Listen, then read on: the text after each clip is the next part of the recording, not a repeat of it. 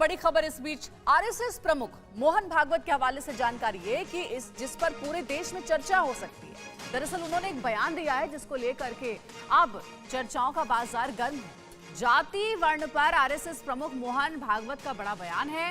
जाति और वर्ण को पूरी तरह से खत्म कर देना चाहिए। जाति व्यवस्था की अब कोई प्रासंगिकता नहीं है। मोहन भागवत ने ये कहा, सामाजिक समानता भारतीय परंपरा का एक हिस्सा था। जो भी भेदभाव का कारण बनता है उसे हटा देना चाहिए। पूर्वजों की गलतियां स्वीकारने में दिक्कत नहीं होनी चाहिए।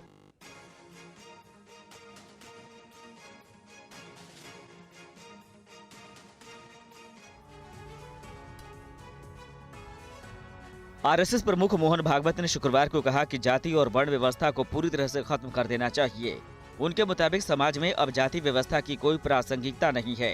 संघ प्रमुख ने कहा कि सामाजिक समानता भारतीय परंपरा का एक अहम हिस्सा था, लेकिन अब उसे भुला दिया गया है और इसके नुकसानदायी नतीजे सामने आ चुके हैं। मोहन भागवत नागपुर में एक बुक रिलीज फंक्शन में बोल रहे थे।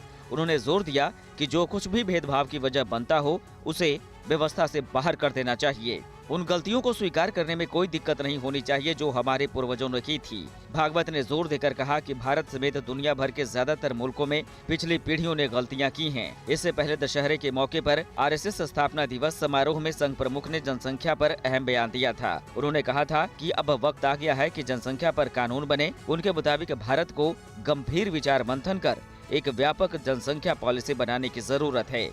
जाहिर है भागवत के बयान को सियासी तराजू पर तौलने की कोशिश की जाएगी। बीते महीने ही भागवत ने दिल्ली में कई मौलवियों के साथ बैठक की थी, साथ ही मस्जिद और मदरसे का भी दौरा किया था।